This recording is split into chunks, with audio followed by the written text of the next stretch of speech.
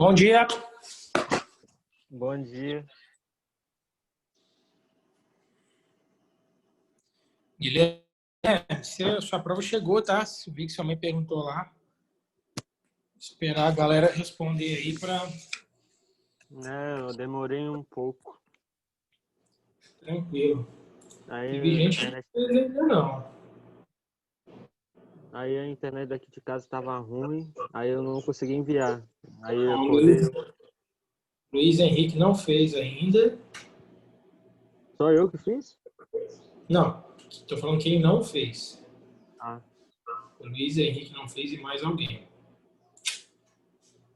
aí eu fiz hoje de manhã.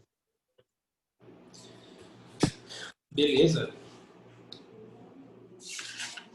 Beleza.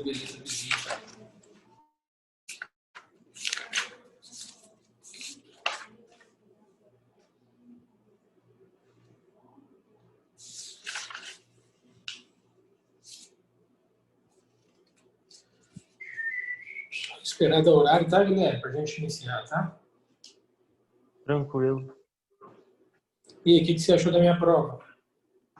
Só uma questão que eu tava tendo dificuldade, mas depois Qual eu... questão?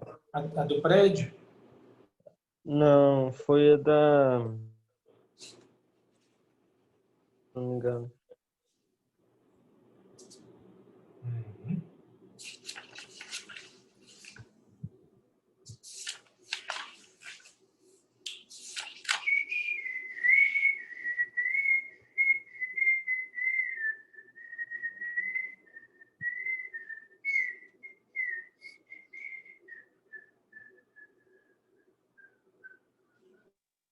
O passarinho tá alegre, hein?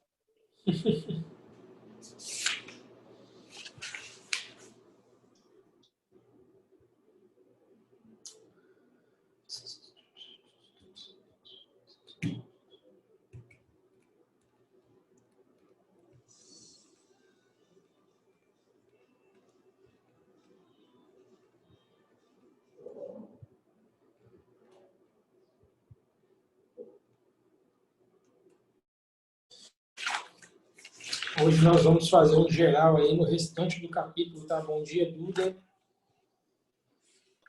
Se vocês quiserem abrindo o livro aí na página 41,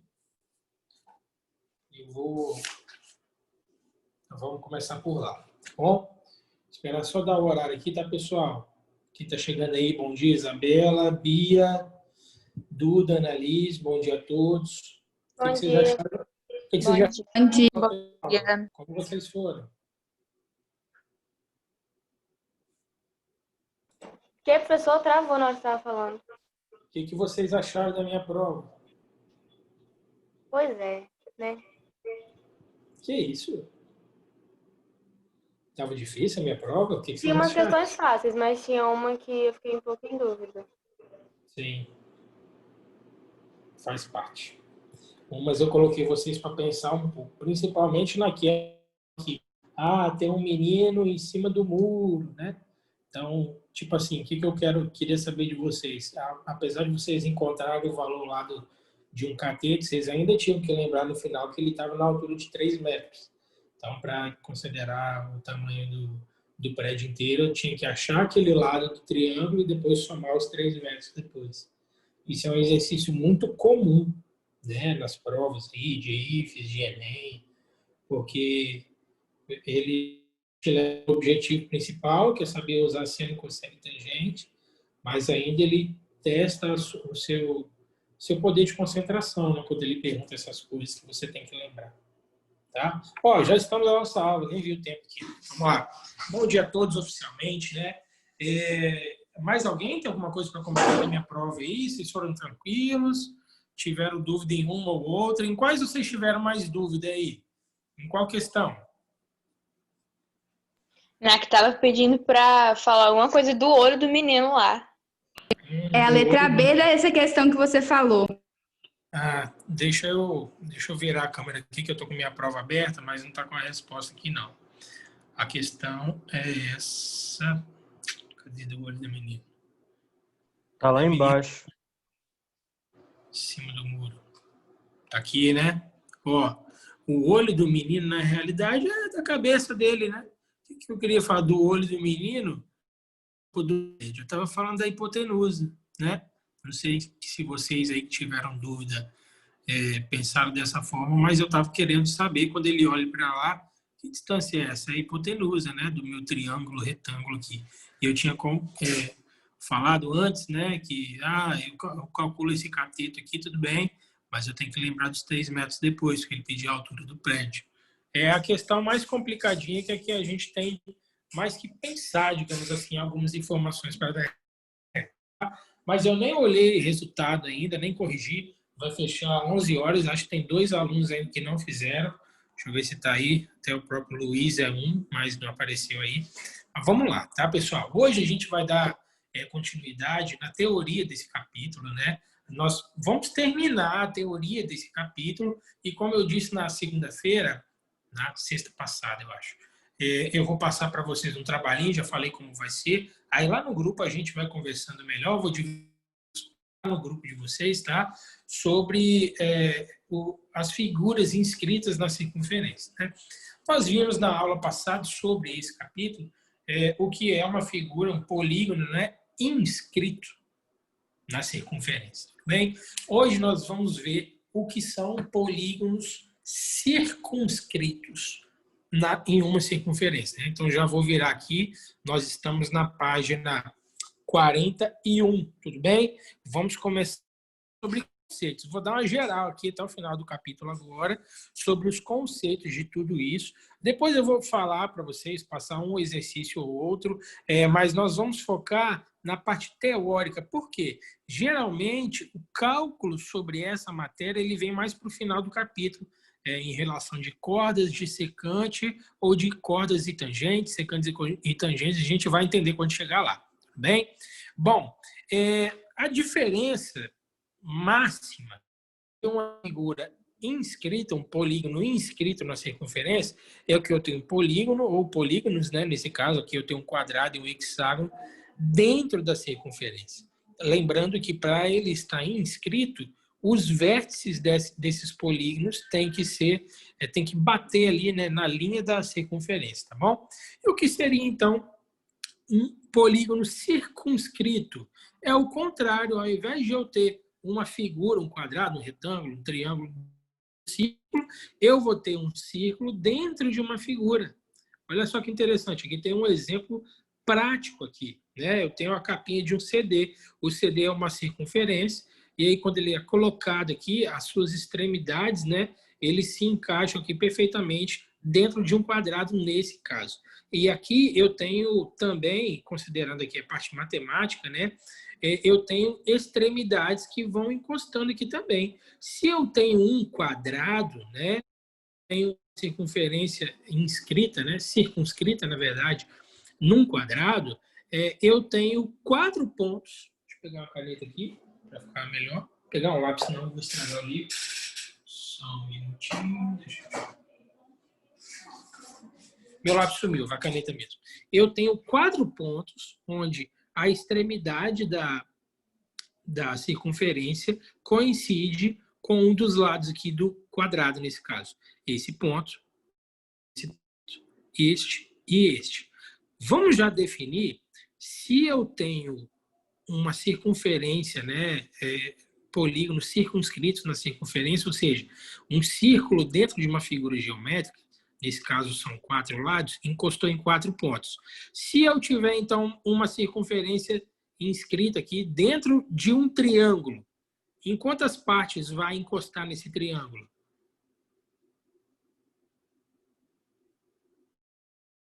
Quantos lados aqui a extremidade? 3? 3, boa, Bia. Exatamente isso. Depende do número de lados do meu polígono aqui. Num quadrado, encosta em 4 lados. Olha esse exemplo que vem logo aqui abaixo. Quantos lados tem? 1, 2, 3, 4, 5, 6. Vamos ver em quantas partes encostou? 1, 2, 3, 4, 5, 6. Eu tenho um hexágono, que não é regular nesse caso, tudo bem? É um hexágono meio torto aí, diferente, ou seja, tem ângulos diferentes internamente, mas eu tenho um círculo aqui dentro. Hexágono, 6 lados. Encostou 6 vezes na borda. Não, o círculo não pode ultrapassar, tá? Essa figura aqui, porque senão deixa de estar circunscrito aqui dentro. Exemplo, tem uma caixa de pizza aqui. Vamos lá, quantos lados? 1, 2, 3, 4, 5, 6, 7, 8. Né? Tem aqui 8 lados. Essa pizza seria muito de 8 pedaços, né? Eu tomaria como... só um exemplo, tá? Tomaria como exemplo o vértice aqui dessa figura até o vértice da outra e ia ligando esses pontos, conseguiria dividir ela em 8 pedaços, tá? Mas aqui eu tenho um círculo, é claro que não encostou, né? Porque senão a pizza ia cair, mas imaginando aí uma caixa de pizza, se eu tenho um octágono aqui fora, a pizza encosta na borda aqui em 8 lugares. Tudo bem? Deu para entender mais ou menos? Sim ou não? Sim. Sim. Legal. É só para vocês entenderem a diferença de um polígono inscrito, que ele está dentro da circunferência, e polígonos circunscritos é porque tem um círculo dentro de um polígono. É o contrário do outro, tá bom? Aqui logo embaixo tem um exemplo aqui de um triângulo, né? Um triângulo equilátero, todos os lados iguais, todos os ângulos iguais. E aqui eu tenho um círculo que encosta, que tem 3 lados, tudo bem? Só mais conceitos por hoje, tá, pessoal? Aqui eu tenho outras figuras, divisão aqui dos ângulos internos. Isso aqui não é o nosso foco agora, não. Bom, por exemplo, olha o que ele define aqui, na página 42. Todo polígono regular pode ser circunscrito a uma circunferência. Há também polígonos não regulares que podem ser circunscritos numa circunferência. Então, ele falou que todo polígono regular, o que é um polígono regular? Tem todos os lados e todos os ângulos iguais. Então, todos os polígonos regulares cabem uma circunferência dentro dele. Tudo bem? E aí pega, né, de acordo com o número de lados. Aqui tem 1, 2, 3, 4, 5, 6, 7, 8. Encosta em 8 lados. Aqui é um pentágono regular, né, todos os lados iguais. Encosta em 5 vezes também. Aqui eu tenho polígonos não regulares. Olha, eu tenho um triângulo que ele é escaleno. Eu acho que ele é escaleno, não tem nenhum ângulo de 90 graus, não. Todos os lados diferentes, todos os ângulos diferentes, e o meu círculo, a minha circunferência encostou em 3 lugares. Eu tenho aqui um triângulo isósceles aqui, 2 lados iguais, 2 ângulos iguais, e o meu círculo encostou em 3 lugares aqui. Tudo bem? Aí ele passa uns exercícios agora, mas não é o nosso foco da nossa aula. A gente vai falar mais um pouquinho da parte teórica, tá? Depois eu vou falar para vocês. Aqui na página 44, ele vai falar um pouco do conceito da área do círculo, né? E aí, através de áreas de polígonos regulares, por exemplo, a área de um triângulo, né? Base vezes altura dividido por 2, como que através desses conceitos que vocês já aprenderam em outros anos, nós chegamos até a área do círculo, tá? Então, já fazendo esse resumão aqui, eu posso, a partir de qualquer figura geométrica, por exemplo, de um quadrado, eu divido as diagonais, aí eu faço a apótema. A apótema é o ponto médio até o centro da figura, né? A gente viu isso, na verdade vocês vão explicar isso, né, no trabalhinho. Eu tenho também aqui um hexágono, né? Eu peguei uma parte, fiz a apótema, e aí eu peguei qual é a área desse triângulo aqui. A área do triângulo é sempre base vezes altura dividido por 2. Aí se eu acho esse, eu multiplico, perdão, me ligaram aqui. Se eu acho esse, eu multiplico por 2. Se eu acho esse, eu multiplico a área desse total. E assim por diante, tá? Mas vamos para o círculo, que é o nosso objetivo. Olha, página 47, pulei os exercícios, tá? Cálculo da área do círculo. Tem, né, a apótema em todos eles. Então, a apótema é uma coisa comum. E aí, dependendo do número de lados que vão aumentando, vocês concordam comigo que quando eu aumento o número de lados inscritas num círculo aqui, eu vou automaticamente aumentando mais a área dentro do círculo? Ó, eu tenho um quadrado, eu tenho uma área em branco aqui. Eu tenho um pentágono, eu tenho uma área em branco, pode ser até um pouco menor. Isso vai se tornando evidente nas outras. Olha o hexágono, a área em branco vai diminuindo.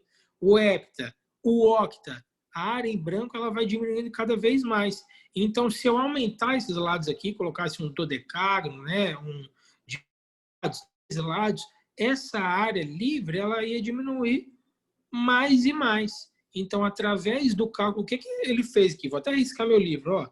Aqui eu poderia fazer essa linha, calcular a área desse triângulo aqui, base vezes altura dividido por 2, e multiplicar por 1, 2, 3, 4, 5, 6, 7, 8, 9, 10, tal. A quantidade de triângulos desse tamanho que eu consegui. Então, se eles viram, né, os estudantes aí, os matemáticos, viram que quando eu aumentava mais esses lados, eu ia me aproximando mais de um círculo.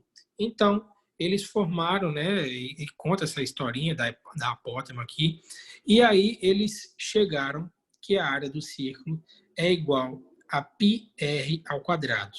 Gente, o que é π? Vocês já viram essa letra grega? Sabe o que é π? Me diz aí. Π? O pi é aquele número de 3,14, né? O π é o número 3,14, né? A gente usa o 3,14 como um número universal para π. Só que o π, ele é um daqueles números irracionais. Vocês sabem? Vocês lembram? O que é um número irracional? Eu ensinei na sala, hein? O que é um número irracional? Alguém pode me dizer?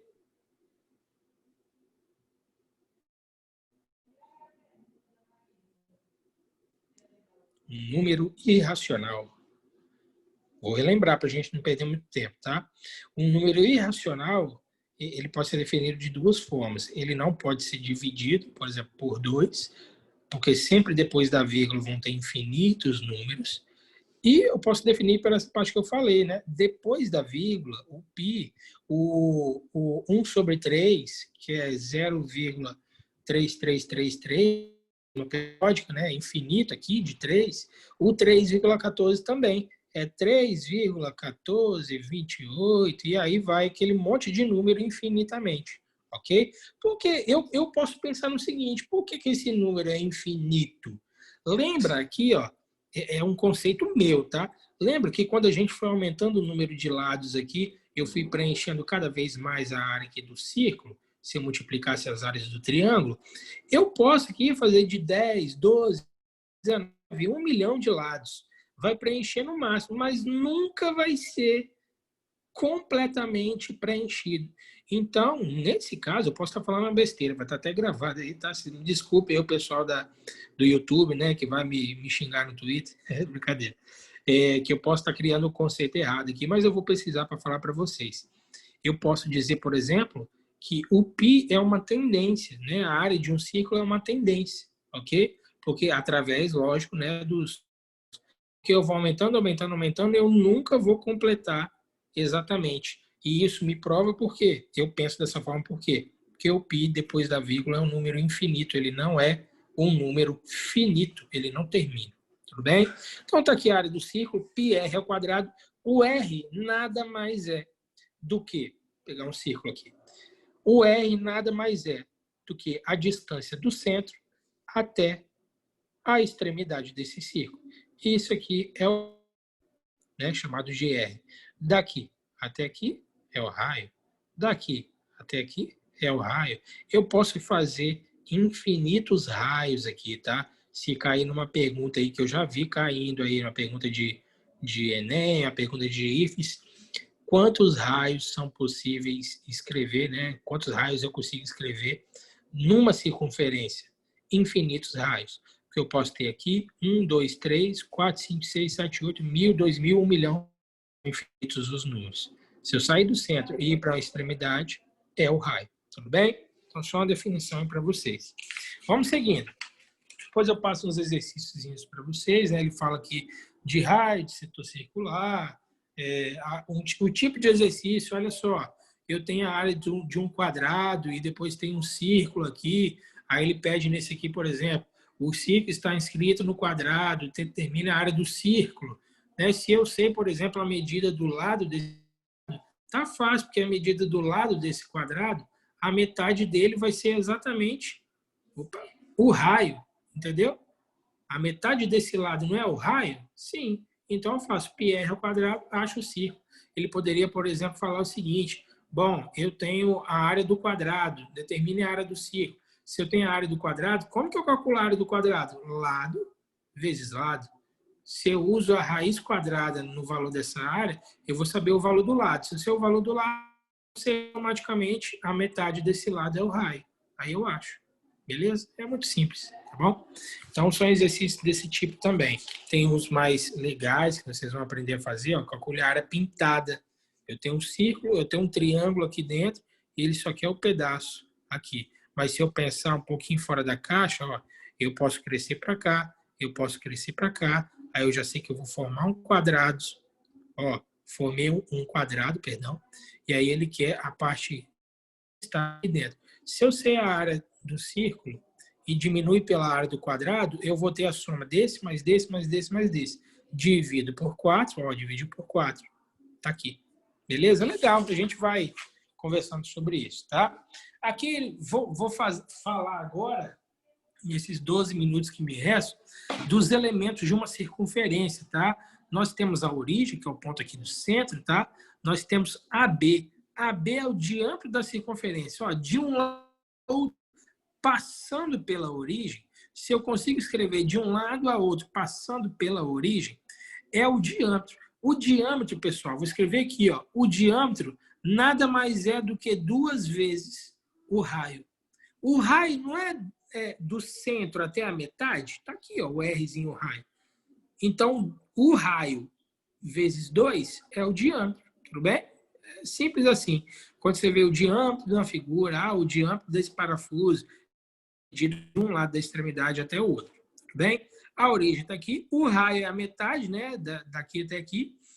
E aí, pessoal, nós vamos para cá. O que é a corda? Corda, pessoal, simplesmente é uma semirreta, uma reta que liga 2 extremidades de um círculo.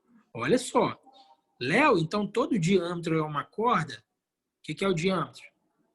Passa pelos de um lado até outro. Ligou as extremidades? Meu amigo, a definição de corda é exatamente essa. Ligou as extremidades é uma corda. Então, todo diâmetro é uma corda? Sim. E se eu ligar de um ponto a outro e não passar pela origem, é uma corda? Lembra que eu falei agora? Se ligar de uma extremidade a outra, é corda. Se eu fizer daqui até aqui só, é corda. Se eu fizer daqui até o outro lado, é corda. Então, se eu ligo de uma extremidade até outra, esse segmento dentro de uma circunferência é corda. Ele até que fala, né? Ó, AB e CD são cordas. AB e CD são cordas. E CD, ele lembra que é o diâmetro da circunferência, portanto, é a corda de maior comprimento, né? Passa pelo centro aqui, então, além de ser de maior comprimento, também é uma corda. Até aqui tá legal, pessoal? Vocês entenderam, sim ou não? Sim. Alguma coisa passou desapercebida? Você precisa que eu retorne? É muita informação, tá? Depois eu vou pedir aí na segunda-feira para vocês darem uma lidazinha, fazer aquele destaque, né, nesses conceitos aqui, que eu sei que vocês fazem, o mapa mental, tá? Só para vocês memorizarem isso de uma forma que fique melhor para vocês, tudo bem? Bom, uma outra coisa é o arco, né? O que ele fala aqui? Denomina esse arco qualquer uma das partes em que a circunferência fica dividida por 2 pontos quais. Vou traduzir para a linguagem de vocês. Olha, esse pedaço em vermelho aqui é chamado de arco, né? É um arco. Quando eu tenho a corda AB, eu dividi essa circunferência aqui, né? Cortei um pedaço aqui, um pedaço do tomate, né? Imagina que é o tomate, cortei a faca, fiz um arco aqui. É o arco AMB, tudo bem? Olha, eu tenho outro arco aqui, ó. Ó, será que outro arco, quando eu cortei aqui, eu fiz 2 partes, né? O arco AMB e aqui ele até trouxe o arco APB. Então, eu dividi em 2 partes essa circunferência, automaticamente eu criei 2 arcos, tá? Lembra daquele exercício anterior aqui? Deixa eu voltar. Olha, isso aqui é um arco, só não está dizendo, né, que aqui é A, aqui é B e aqui é M. mas ele pediu para a gente calcular o arco, tá? Então eu já pedi para a gente adiantar isso. E ela aqui fala do ângulo central, né? Dependendo do tamanho do arco, né? E se esse corte vem aqui do centro, eu tenho uma angulação, uma abertura. Se eu tenho uma abertura, eu crio um ângulo aqui, né? Esse ângulo ele pode ser de qualquer tamanho, depende aqui, né, de 2 raios, onde ele passa aqui pelo centro, né? Bom, aqui eu tenho 2 cordas, ó, uma corda PB e uma corda PA, e aí eu formei um ângulo, né? Vou passando a geral só nisso, tá, pessoal? Que eu quero chegar em secantes e tangentes logo, tudo bem? Aqui eu tenho, né, outros ângulos aqui formados, um ângulo de ligação. Aqui eu tenho um triângulo aqui dentro que forma um ângulo. Isso aqui tudo vocês já estão vendo, tá? Aí ele fala dos triângulos, tem os exercícios, e aí eu vou para a parte que eu queria terminar a minha aula de hoje falando sobre isso. Relações métricas na circunferência. Estou na página 54. Bom, relações métricas no retângulo, vocês aprenderam no último capítulo, né? O capítulo 4, nós falamos disso. Bom dia, Luiz. Chegou por agora, hein? Então aí. Vocês aprenderam. Show. Relações métricas. O que é relação métrica, pessoal? Nós vamos falar de elementos, de lados, né? Lá no triângulo nós falamos a altura, cateto projetado, vocês até fizeram uma prova disso. Então, relações métricas na circunferência, nós que a gente ali, ó, relação entre cordas, que é a primeira coisa. O que é uma corda? Numa circunferência, é a ligação de um ponto até outro. Tudo bem? De uma extremidade até outra. Então, AB é uma corda, CD é outra corda. E veja que eu não tenho a ligação de DB aqui, tá? É só uma tendência. E de AC também. Mas a corda é AB, CD, ok? Eu tenho um ponto em comum aqui em que ela se intersecam, que é o ponto P. E automaticamente, tá bonitinho aqui, ó. Esse ângulo aqui é igual. Esses dois ângulos é iguais, porque eles estão separados pelo vértice. Tudo bem? Agora imagine você aí, que exercício pode ter? Ah, eu tenho esse ângulo aqui, então quanto que vale o ângulo A, ou quanto que vale o ângulo C aqui, é só você ir preenchendo eles todos aí, para você descobrir, tá? São exercícios de inúmeras possibilidades. Aqui nós temos uma fórmula, né, a distância de P até cada um desses lados. A gente vai fazer uns exercícios resolvidos desses na segunda-feira, tá bom? Segunda-feira a gente vai mergulhar nisso aqui e na sexta-feira a gente faz a apresentação daqueles trabalhos, tudo bem? Então, a relação entre cordas a gente já viu, ok? São duas cordas ou mais, né, que se intersectam dentro de uma circunferência. Lembrando que corda é uma linha, uma semi-reta, uma reta, de uma extremidade até outra. Quando elas se encontrando, eu tenho uma relação entre cordas. Relação entre segmentos secantes. Léo, como você vai falar de relação entre segmentos secantes se eu não sei nem o que é uma secante? Bom, vou ensinar a vocês agora. A corda, ela não sai da circunferência. É de uma extremidade até a outra. Ela nem começa fora da circunferência e nem ultrapassa ela. Fica aqui dentro. Então, isso é uma corda. Eu passo, né, por 2 pontos aqui e aí eu continuo até um ponto P fora da minha circunferência, né? É como se eu estivesse criando um cone. Não sei se vocês imaginam um cone aqui, alguma coisa do tipo, né? Mas eu só inventando aqui. Eu passo por 2 pontos, ou seja, se eu não tivesse esse ponto aqui, eu teria, por exemplo, 2 cordas. Essas cordas A, B e CD, elas não estão se encontrando, tipo essas aqui, tudo bem? E seriam apenas só 2 cordas, mas elas se encontram num ponto P fora da circunferência. Então, o nome dessa semi-reta aqui, que corta em 2 pontos a minha... olha só, corta em 2 pontos a minha circunferência e se encontra fora aqui, no terceiro ponto, o nome disso é secante. Qual a diferença de secante e corda? Começa na extremidade da circunferência e termina em outra extremidade. Ela não sai. Tudo bem? Quando ela sai e para num ponto P aqui fora, como aqui, ela é chamada de secante. Então, a relação entre segmentos secantes, eu tenho duas secantes se encontrando num ponto P comum. Ó, a secante ABP e a secante CDP. Elas se encontram aqui e aí o P comum, eu, pelas minhas definições muito parecido com isso aqui, eu vou ter uma outra formulazinha para achar essas distâncias aqui. Na segunda-feira a gente vai se aprofundar nisso, tá bom? Agora, nós temos a relação entre segmento secante e tangente. Opa, tangente? Eu já ouvi dizer sobre tangente. De onde saiu tangente?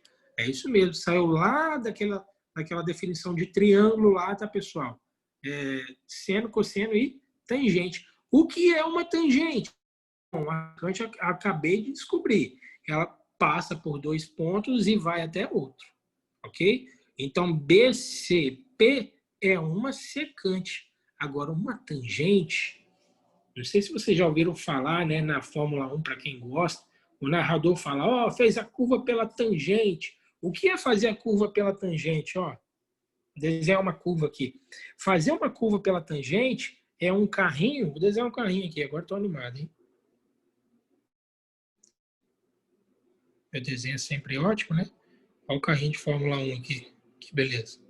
Fazer a curva pela tangente é curvar o mais próximo possível da minha curva aqui, ó. Ó, essa tangente. Ó, se eu fosse curvar exatamente na tangente, tentar desenhar aqui, ó, nesse ponto aqui é o ponto da tangente. Eu passei em cima da curva em um ponto. Eu passei em cima da curva, em cima da circunferência, em um ponto. Ó, secante, passei em dois pontos dentro da circunferência e encontrei lá fora. E isso é uma secante. Tangente. A tangente, eu encostei em um ponto só na circunferência e fui até lá. Tudo bem? É muita informação, pessoal, né? Para meia hora, mas nós vamos terminar por aqui e na aula que vem nós vamos fazer exemplos, né, dessas páginas aqui, exercícios para fixar e vocês aprenderem as relações métricas na circunferência. Lembra que eu ia focar, né, pelo tempo aí de ano, negócio de pandemia, no que é importante em cada capítulo. Nesse, nós chegamos na importância, as relações métricas na circunferência, tá? Então, a gente vai se aprofundar na próxima aula sobre essas páginas aqui, a página 54 em diante, tá? Se você quiser, já entendeu, fez o seu mapa mental, e quiser começar isso, utilizando aquelas formas, os exercícios estão na página 56. Fique à vontade, tá, pessoal? E aí o nosso capítulo, após a semana que vem, ele termina, nós já temos aqui as revisões e o capítulo acaba. Tudo bem? Pessoal, Tudo bem. Muita informação, tá? Talvez falei um pouco muito rápido, vocês me desculpem pelo horário. Queria chegar nessa parte. Na aula que vem, segunda-feira, a gente se aprofunda mais sobre esses assuntos de relações métricas entre cordas, entre secantes e de secante e tangente. Beleza? Fique com Deus. Um bom final de Você semana. também, Léo. Estamos aí. Tchau, professor. Tchau. Tchau, professor. Tchau.